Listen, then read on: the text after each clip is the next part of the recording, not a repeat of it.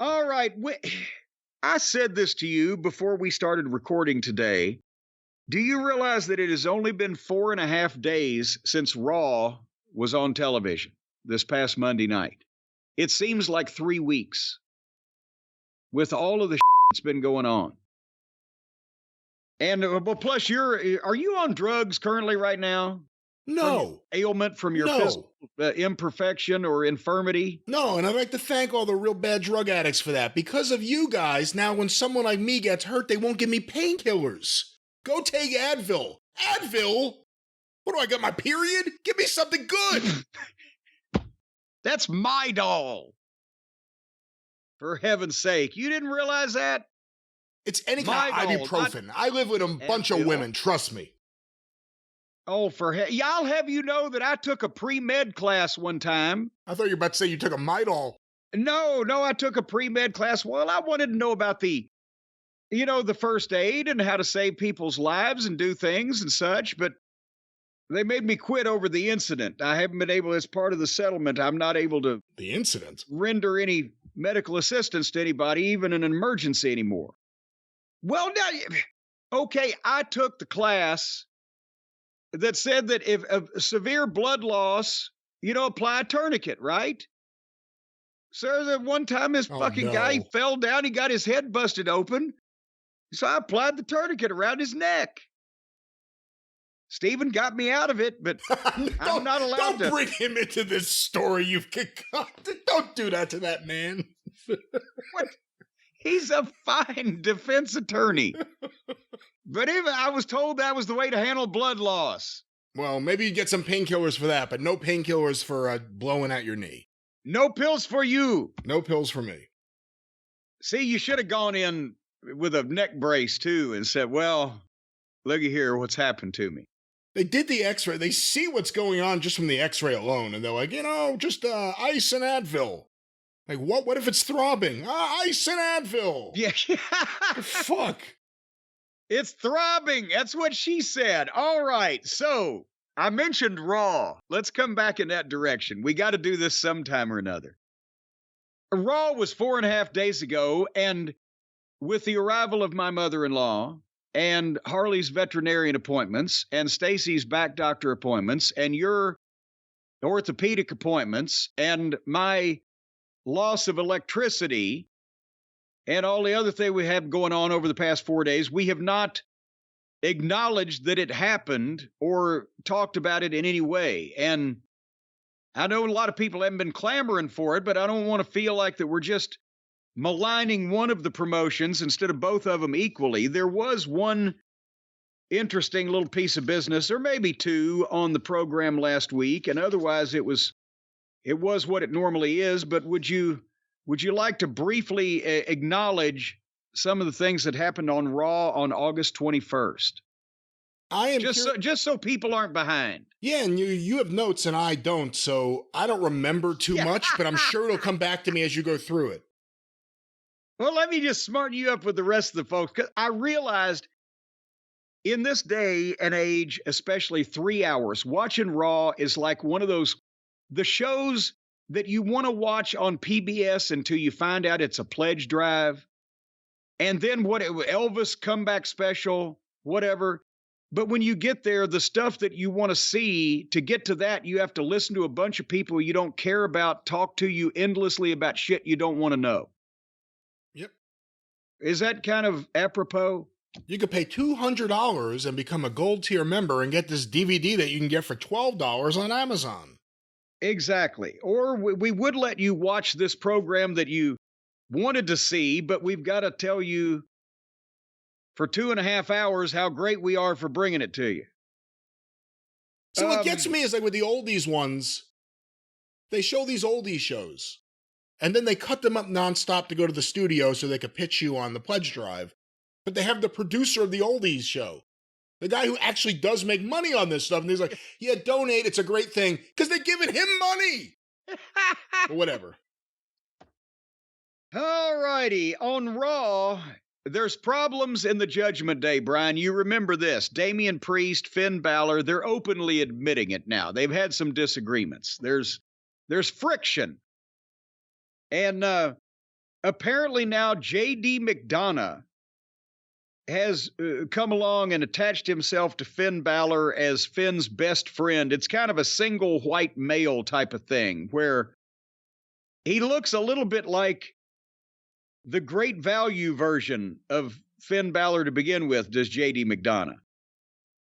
And he's obviously, he's trying to drive a wedge, wouldn't you say, between Finn and the rest of the Judgment Day for his own potentially nefarious purposes. It sounds better when I explain it than it does when you actually watch it happen, doesn't it?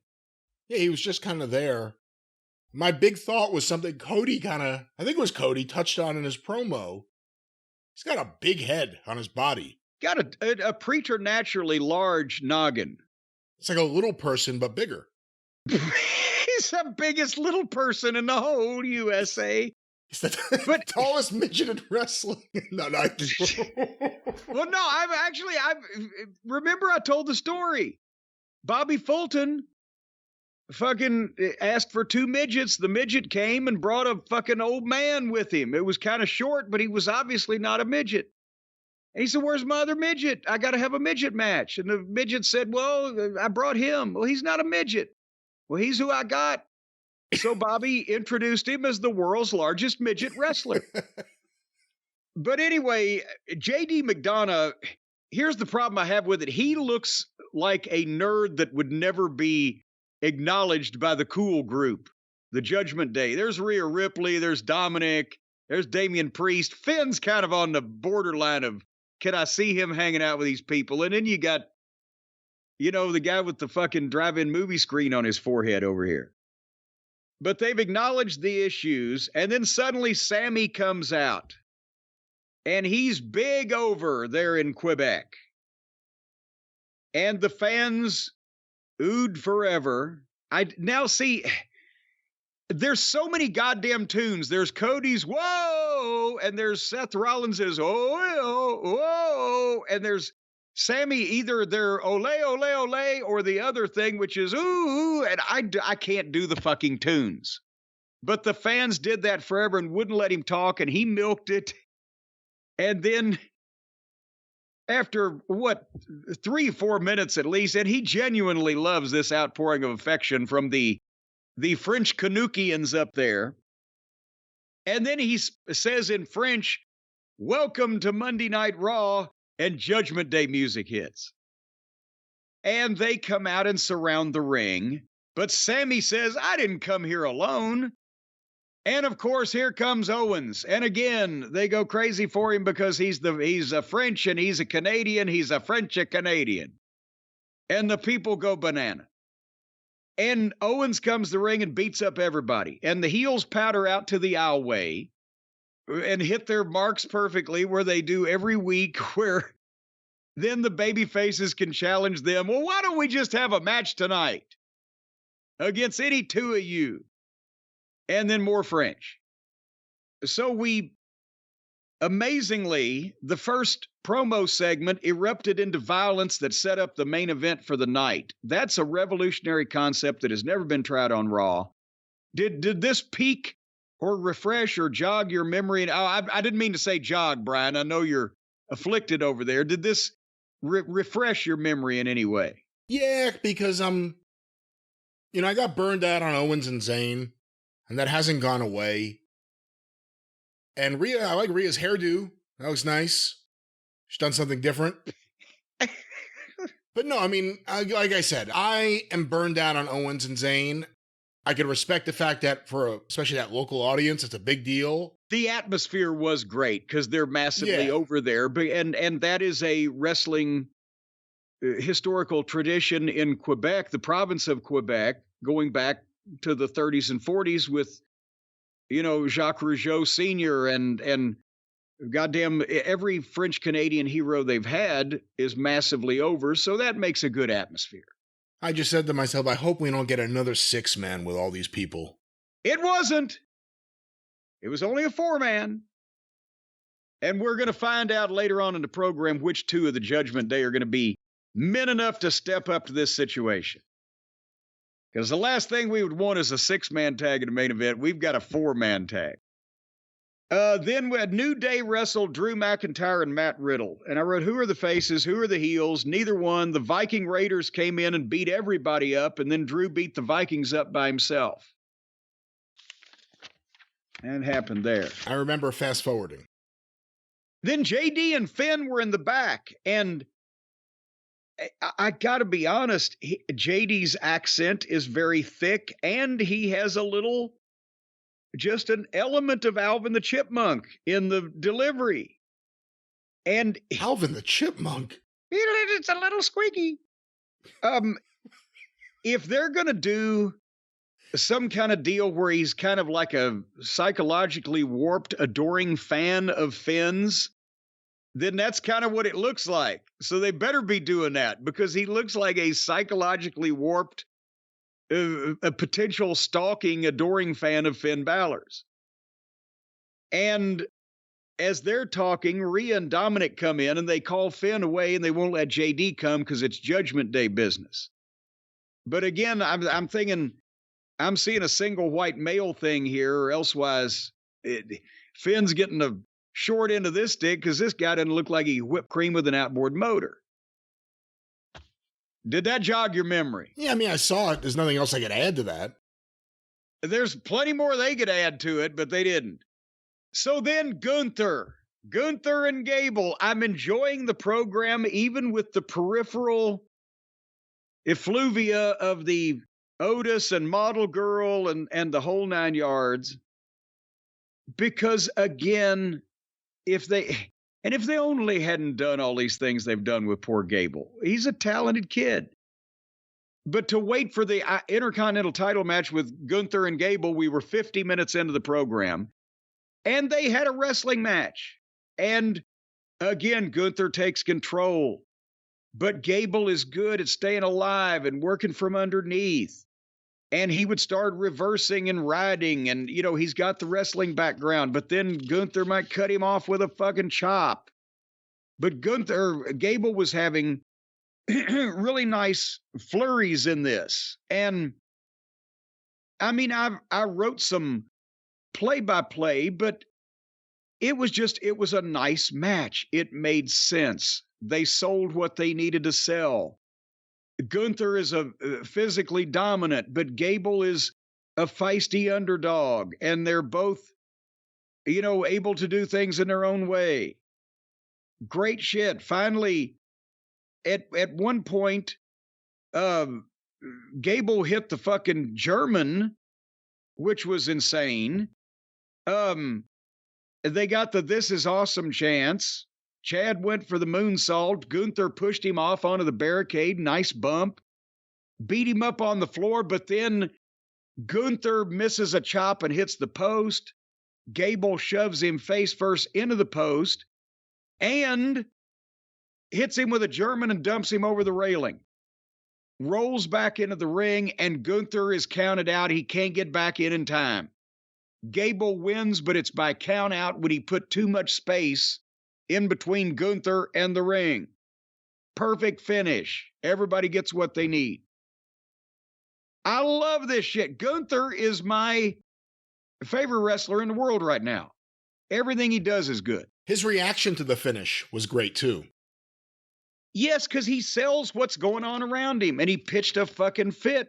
Because if the heel gets beaten, especially by an underdog or by a smaller guy, or, you know, or by his nemesis or whoever, and he's not pissed off and upset, why should the fans be happy about it? And again, you know, Gunther, he's got that fucking, you know, he's got a nerdish face on that great Gene Kiniski physique, to where he looks like if you know, the first Darren from Bewitched was a goddamn, you know, Nazi concentration camp fucking general or whatever. What do you do with Gable now? Well, see, that's now. Is this enough to break him away from it? Do they keep using some of the silly stuff? Or are they doing this to get him away from that? What do you think? I'm afraid they're not, because that would be admitting that they sabotaged the kid with all the silly stuff. And I'm sure the writers also will not be able to resist him going shush or thank you or whatever. to pop the people now that the people like him. But maybe then why wouldn't Gunther come out now and say, you know what? I'll beat you. I'll not only beat you, I'll beat you twice. I'll beat you fucking twice. And then in some fashion or form, could potentially Chad slip up and fucking he gets beat once, but he manages to last the time to where Gunther doesn't win again because he didn't beat him twice in the appointed time or whatever. There's ways that you can get the underdog over when you're admitting he's an underdog and he's going in at a disadvantage or the other guy deserves it or whatever, where even if Gunther says, I'm going to beat him twice in 15 minutes, well, he beats him at 12 minutes and they can't beat him again for 3 minutes because the people are cheering the last 45 seconds when Gable's running away from him. And Gunther's blowing up trying to catch him. And then you raise Gable's hand and makes him even madder. Well, I beat him, but you didn't beat him twice like you said you were going to beat him. Whatever the fuck. You can keep juicing that up if you want to. It's certainly better than what Gable was doing with all the other shit that he was involved in. Hey, beyond that, and you've always been a fan of Gunther, is this Gunther's best feud so far as Intercontinental Champion? Possibly. Because, you know, he's been dominant and nobody's really tested him, and that's a good thing. I mean, nobody's tested him as far as it hasn't taken him 5 of his power bombs to beat anybody. But the people that he's been working with have not necessarily either been the most beloved individuals in the company or like this, like an LA Knight or a fucking Gable where the people have decided we like this fucking guy. We're going to elevate him in terms of reaction past the level that he's been pushed at. And if they really like Gable, then it's going to put more heat on fucking Gunther when he fucks him around in various ways. But they're going to cheer for Gable to come back and get a little something. And Gunther is smart enough when he gives people a little something, that's what he gives them. He gives them a little something so he doesn't kill them or make them look like putzes, but he doesn't fly around the fucking room for everybody because he shouldn't. And again, despite the gimmick, despite comedy segments or catchphrases, you watch this match, you watch the way they were sweating. This was like watching a great wrestling match. That's what this was. In the ring, there was none of that comedy. So we've got some hope there. But then we're going to come back to reality. So I know you remember this because Cody starts, oh, and by the way, Priest and Finn are arguing over, you know, the team or who's going to team with what. Dominic's a weasel. And Rhea basically says, you guys figure this shit out. I'm going over here. So then Cody was in the back doing one of those backstage promos. And that's where he said that JD had the big head and the tiny body. He looks like a Funko Pop. And when you think about it, you know. I felt validated because I had the same thought earlier in the show. I didn't use Funko Pop as my example, but same thought, and he said it. But then he took the microphone and Byron Saxton, and they get the shot with the moving camera where he leads it into the arena and gets a big pop when he comes out, which was a nice idea. They haven't done that. That was actually something they don't do to death or often, is have the guy start the interview. So wait a minute, and go right out in front of the people. Of course, they were watching on the screen in the arena. So when they come through the deal, oh shit, they're out here. We don't have to watch this on TV anymore, even though we bought a ticket to see a live show. So anyway, he asked the people in Quebec what they wanted to talk about in French, I assume. Parlez-vous français on your fucking ass is something. He said something like that. I don't know. It's interesting. Cody asks, what do you want to talk about? LA Knight says, let me talk to you. You know, it seems like they'd get together sooner or later. Sit down, have some coffee, solve the world's problems. So anyway, he welcomed the new announcing team and he did a promo where he basically took Cody and Sammy's side against the Judgment Day, which would figure into Owens and Sammy. Or what did I say? Cody and Sammy. I'm sorry. Too many names, pal. Cody took Owens and Sammy's side against the Judgment Day, which would come into play later on, unbeknownst to us. Little did we suspect at this point. And then Rhea Ripley wrestled Candy LaRue, which is like watching the Bride of Frankenstein assault and potentially penetrate Tinkerbell. Ouch. You got to see the potential is there. We added the qualifier. There's no potential there, but go ahead. Well, we had no potential is in that sentence. We didn't just completely penetrate her. We just said potentially. Anyway, so at the end of this thing, Raquel, goddamn, what'd they change her last name to and from? Raquel Gonzalez Rodriguez. I can't remember. She's Gonzalez now, or no, Rodriguez. Now she's Rodriguez. She's Rodriguez now as she was Gonzalez before. She has consolidated Gonzalez into Rodriguez. She hobbled down to the ring on a crutch, but then threw it at Rhea Ripley and beat Rhea about the head and face and threw her around to a kind of a so-so reaction because, have you noticed, they like Rhea. And I don't think they wanted to see I think they want to see Rhea beat someone up. I don't think they wanted to see the alleged babyface beat Rhea up as much as they normally would. Rhea's the most over female in the entire company. And I don't think there's any competition. And she's over in the ring, and she's over on the mic, and she's over as a ringside personality. They don't want to see it like that. Again, you don't want to necessarily just make her a babyface because that defeats the purpose. But you also don't want to present that person in a way the fans don't want to see. Raquel can't be the babyface against Rhea. Well, they're going to try. And then she did a so-so promo with some Spanish involved, challenging her being Rhea, at Payback, which I'm led to believe is hell, Daddy. When is Payback now? We're going to be all in. We're going to be all out. Then we're going to be paid back? Are we going to be fucking broke and spent by the time the thing's over with? I don't know when it is. Does your fucking broken leg prevent you from Googling shit now today? Yeah. Yeah.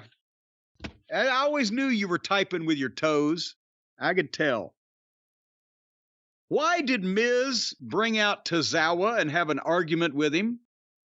Where they went back and forth to say, yeah, really? Yeah, really? Yeah, really? I fast forwarded once they got to that point and waited until LA Knight came out. But basically, they had Miz versus Tozawa as a match on this program so they could have LA Knight on color. Tozawa is 5'2" and 140 pounds. And even to hear LA Knight talk intermittently, I was not gonna watch this, so I skipped ahead to the finish. Did I miss anything, or do you remember? I thought it was, it's all right for furthering the LA Knight Miz stuff. I enjoy Miz. I've enjoyed Miz for a while now, and the stuff with LA Knight and him has been good. But it's just furthering that. But why is Tozawa He brought out someone that he thought he would kick the crap out of. Well, you got that right. I mean, that was the thing. I'm going to bring out someone. I need a world-class opponent. I'm going to bring out Tozawa. Yeah, he's the goddamn twin brother of Little Tokyo. He's not that small. What did you make him, 5'2", 140? Did you ever know Little Tokyo? I did not know Little Tokyo, no. Well, he's about the same fucking size. Just how little was he? He was very little. He was microscopic. He was so little Godzilla stepped over him. Anyway, what? What does that even mean? You asked how little Tokyo was. I said he's so little Godzilla stepped over him. Why would Godzilla step over him? If he's so little that Godzilla wouldn't even see him, wouldn't he just be walking indiscriminately? No, he stepped over him because he wasn't big enough to step on. But how could Godzilla even see him if he's this microscopic? Well, he's Godzilla. Godzilla got fucking glasses. He got bifocals. I haven't seen the new movies. Do you know Godzilla will be 70 next year? That's right. He's walking with a walking stick now. and a limp. Speaking of limp shit, Becky Lynch, Trish Stratus, and Zoe were in the ring. And they all talked for a while, and then Becky grabbed Trish's hat and wore it on her own head.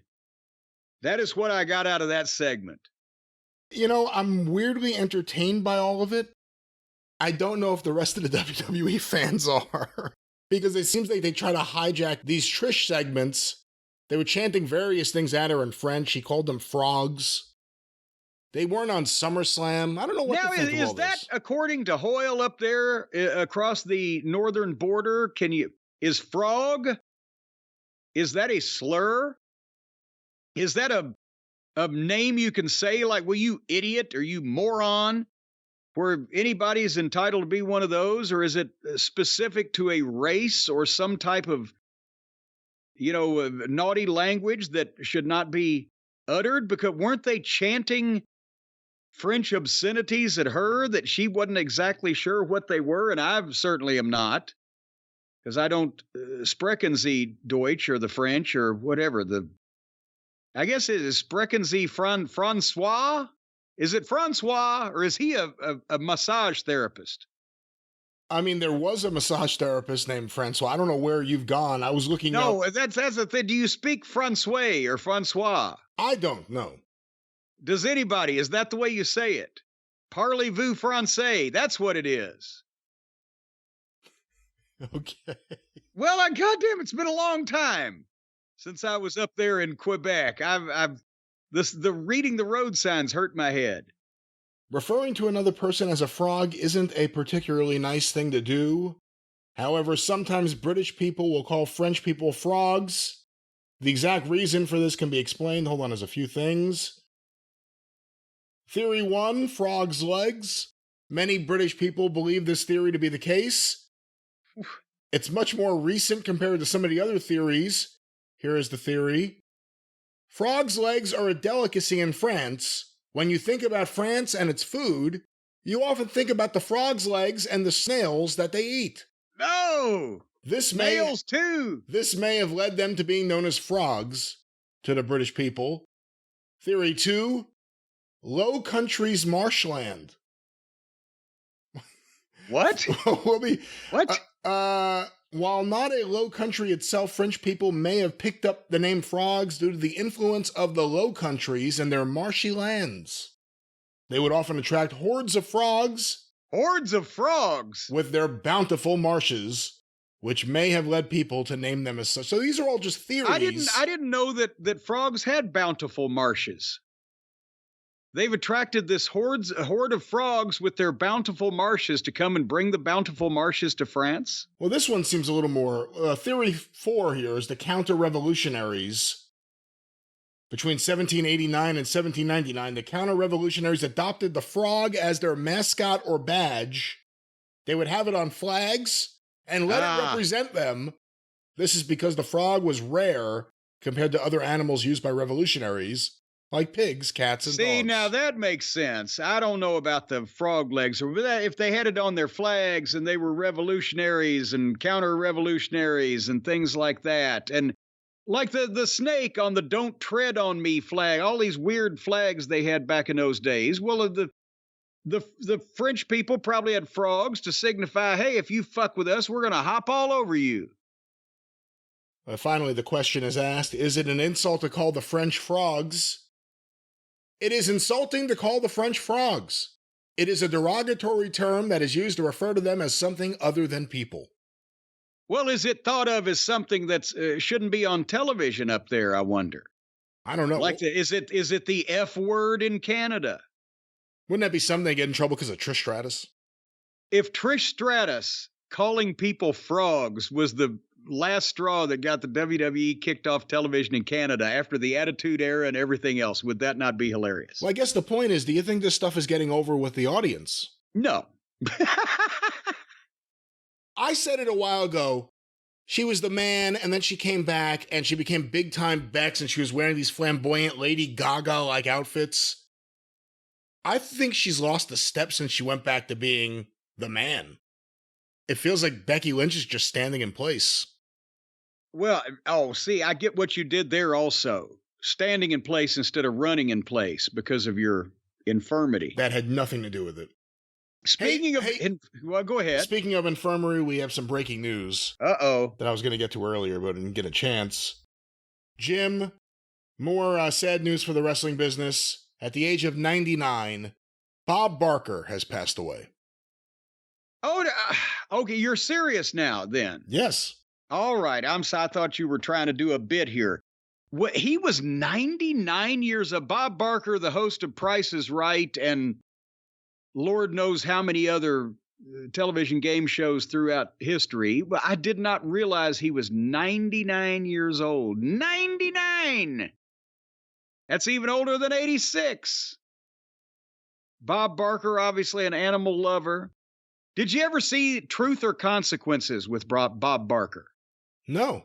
Is that before your time? No, which I never saw that show with Bob Barker. No. Bob Barker? Truth or Consequences, the first time I ever saw Bob Barker, or even his brother Bob. The late 60s, the black and white television. You know, Truth or Consequences with Bob Barker.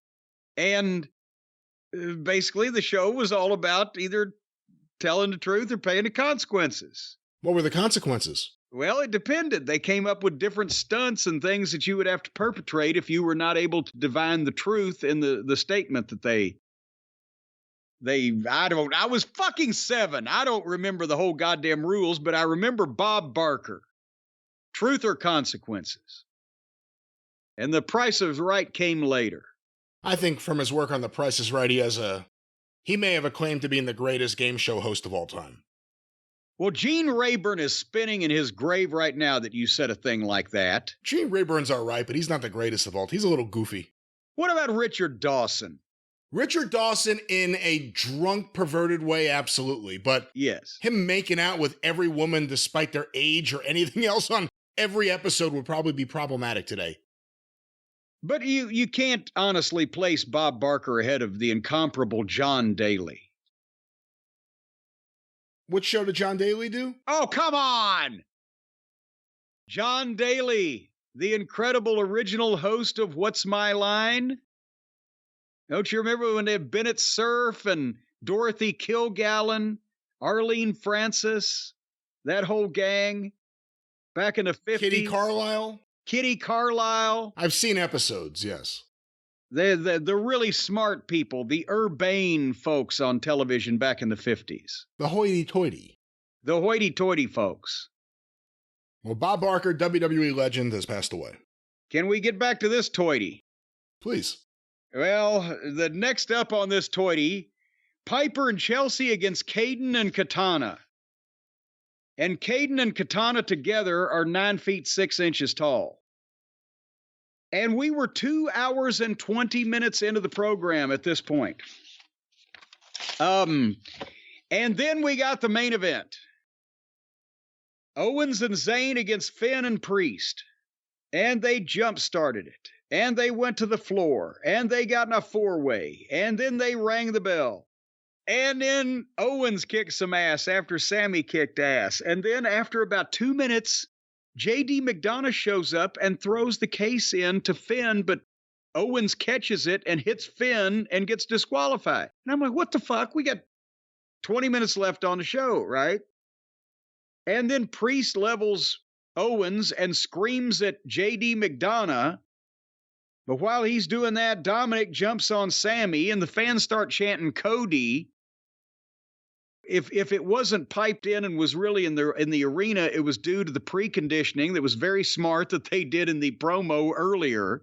But now they've got a situation created where anytime that the heels are abusing some of the baby faces, the fans usually or used to chant for the top baby face to come out and help. And in this case, Cody. And here he comes. And with music, and he clears the ring with his whipping him with his belt and makes a challenge for a 6-man tag. There it is.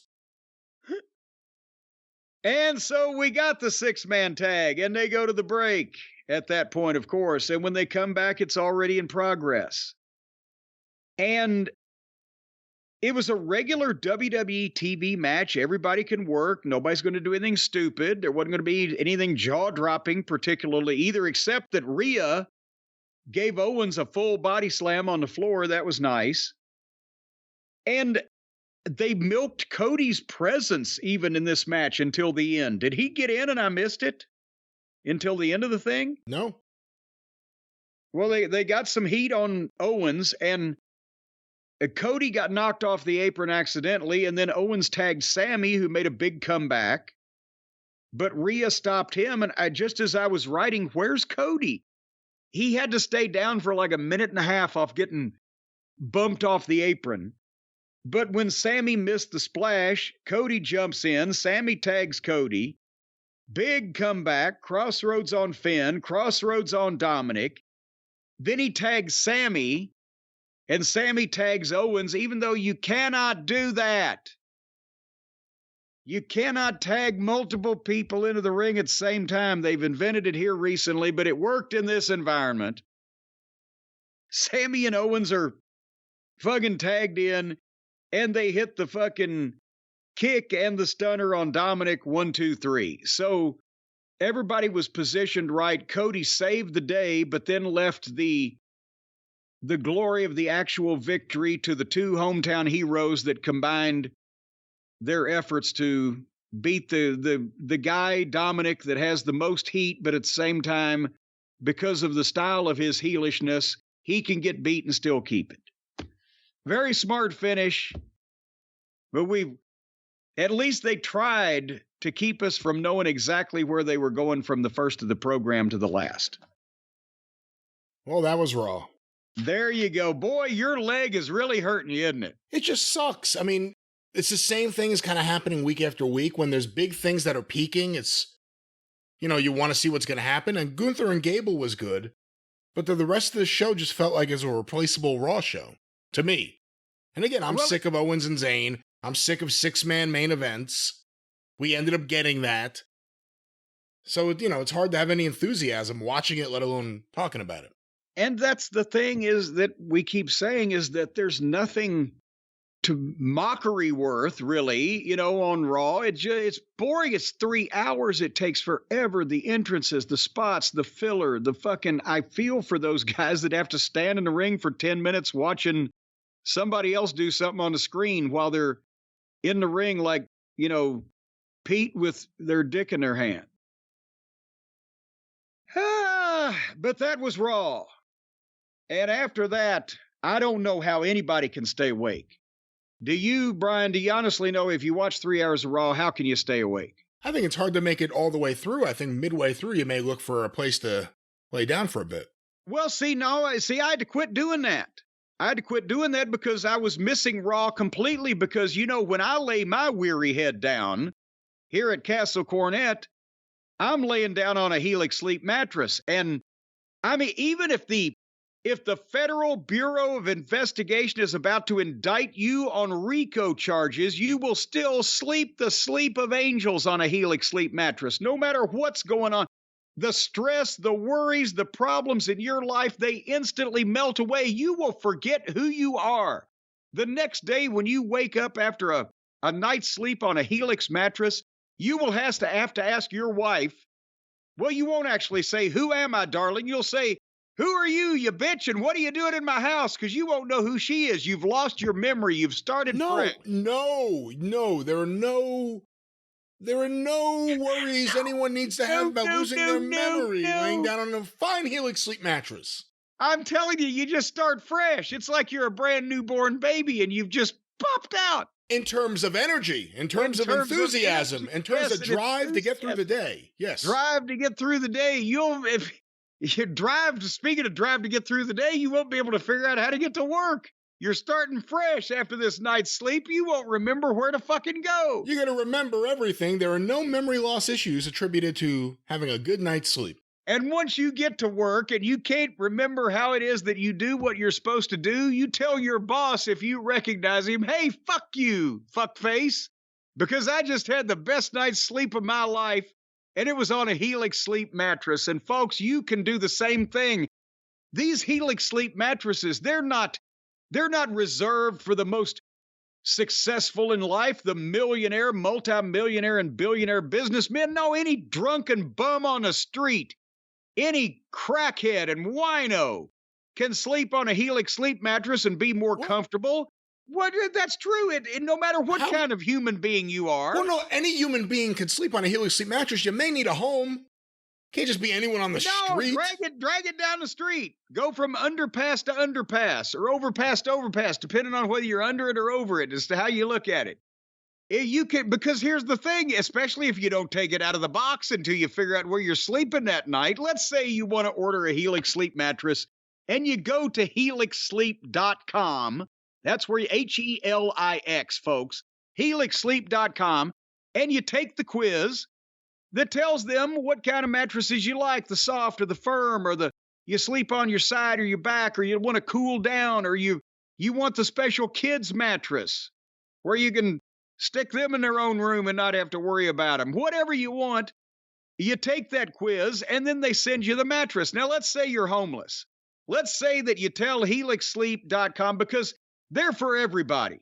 Like I said, even if you're a crackhead, a bum, somebody that just walked away from a state home, you need a good night's sleep too, and these things are affordable. They're also for people with jobs, with families, people who bathe, people of all walks of life. What difference does it make if you're not asking somebody else to sleep on your mattress? Do you have to take a bath? Maybe you don't mind yourself, but nevertheless, if you need to turn to crime to buy a mattress, these are one of the more easy mattresses to buy. No, stop. You don't have to commit as many crimes. No, we do not encourage anyone to commit any crimes to buy one of these mattresses. Anyone. You won't need to. They're fairly priced. I plainly said if you have no alternative and you have to turn to crime in order to afford a mattress, then these are not going to set you back as many different crimes as say some of the big name brands you have to go into a store for. They're very affordable here.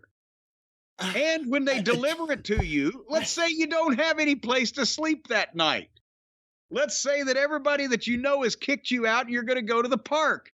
So what you do is when you order the mattress, you tell them, deliver it to the second maple tree next to the sidewalk at the entrance to the park. And then you will be able, one person can move this box with the mattress in it to wherever you want to put it. Then you put it under the overpass or near the chimp cage at the zoo, wherever you're going to be bedding down for the night, and you open this box and boom, it springs to life. And then you will get, folks, the best sleep, the gold standard of a night's sleep that you've ever had in your life, except if, of course, some of the Metro police come around rousting people and start kneecapping you with a goddamn baton again, like they did last week when you were sleeping outside the Dunkin' Donuts. Then you're going to have to get up and you're going to have to drag that mattress down the street. So it is best, I will admit to you, Brian, it is best that people, when they sleep on the Helix mattresses, they have a home, or at least something short-term, possibly a lean-to, a carport. But nevertheless... Carport? A carport. You got to have a roof over your head in some cases in the inclement weather. But you go to helixsleep.com, you take the quiz, you get the mattress delivered to wherever it is. And if you've got a home, that's that's just swell. That's better. And then when you wake up the next day, you'll say, boy, howdy, I sure am glad that I knocked over that liquor store because this is the best night's sleep I ever had.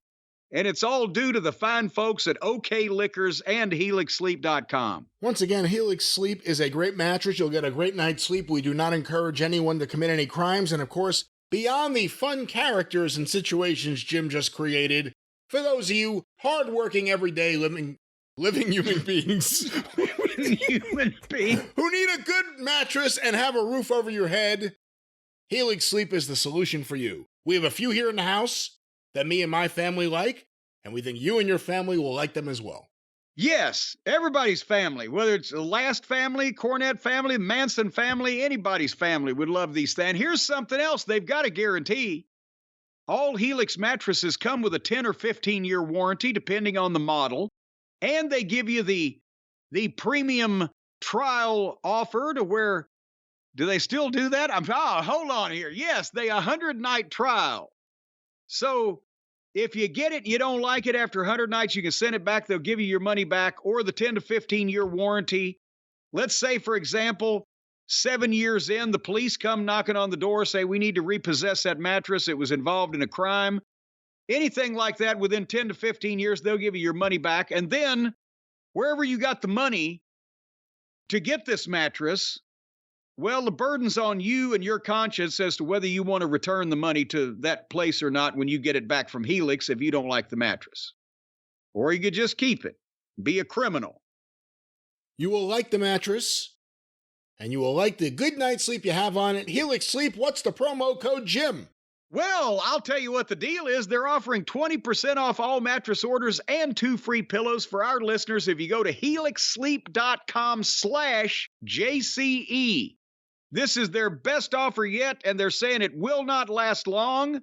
So right now, helixsleep.com/JCE, 20% off all the mattress orders and 2 free pillows. Folks, take advantage of this offer right now. I would say, you could probably get, if you knocked over the average liquor store, you could probably get the money for a Helix mattress and a half. So right there, you're sleeping better than you ever have.